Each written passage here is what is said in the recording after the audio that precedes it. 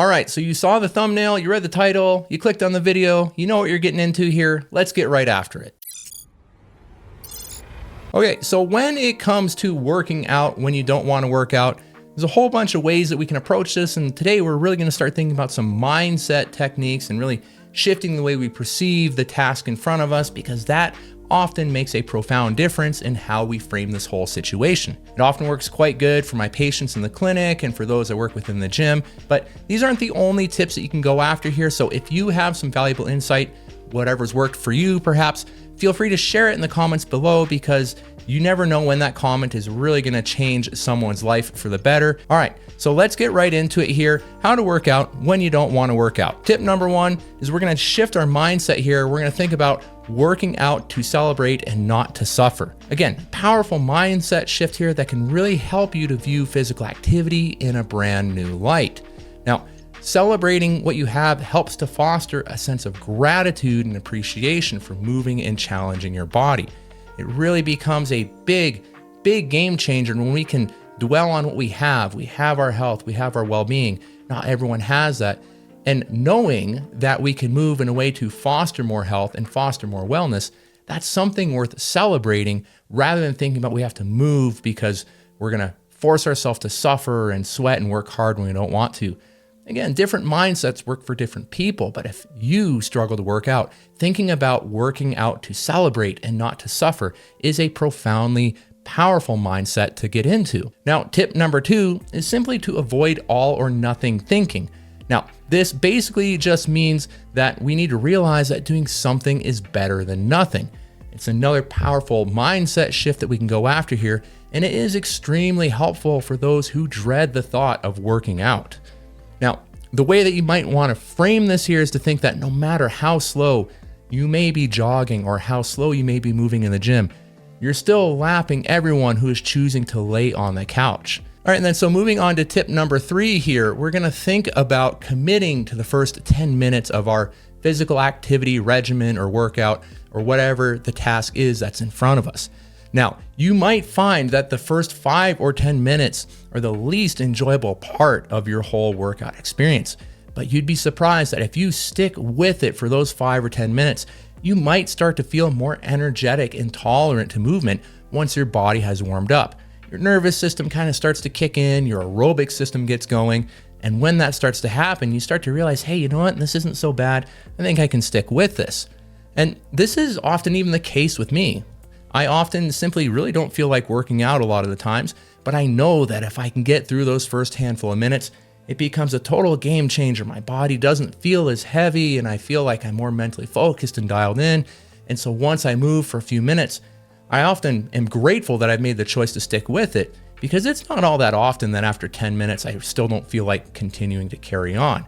So think about committing to those first 10 minutes, and you'll be surprised at how much better your body's going to feel as you stick with it. Now, moving into tip number 4 here, it's thinking about finding meaning in your movements. Now, pick movements and exercises or activities that you enjoy. You're not training for the Olympics or to make the collegiate sports team, so it's okay if you really struggle and you just need to start moving more, to pick the things that you want to do. Because when we perform these types of tasks and activities, it's much easier to commit ourselves to physical exercise.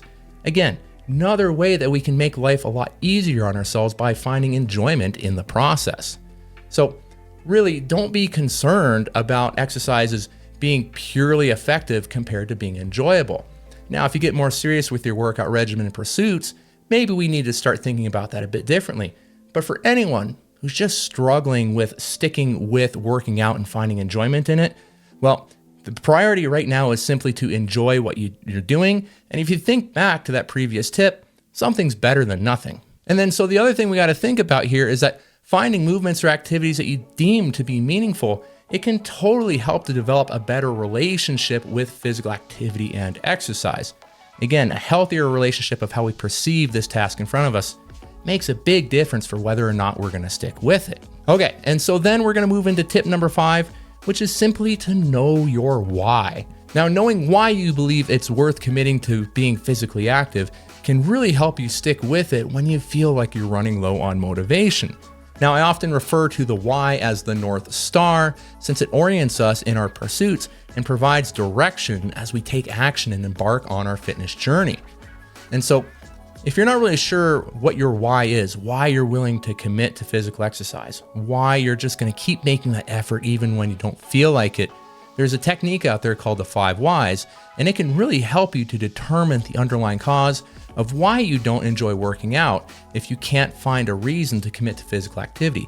So you can Google that, the 5 whys. It's this really cool iterative technique that will really help you to kind of get down to the root cause of the problem, in this case, why you might not want to work out. All right, so then we're gonna move on to tip number 6, which is, if you can, to work out with others. Now, having a friend or a loved one or a training partner or anyone else, it can really help with accountability, enjoyment, and it can even improve your social health. Because we got to remember here that health is more than just physical. There's social health and emotional health, intellectual and spiritual health. And when you work out with other people, you can really improve those other domains of your health and well-being as well. And so group fitness classes can be an outstanding way to meet others who may also have similar needs or abilities or goals.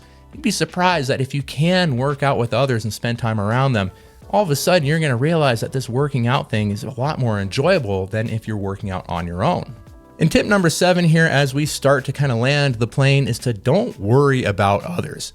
Now, the only person that you need to compete against here is who you were yesterday. Compete against yourself. Don't worry about anyone else, because you would honestly be surprised here that oftentimes we're intimidated about being into a gym if that's where we are going to work out.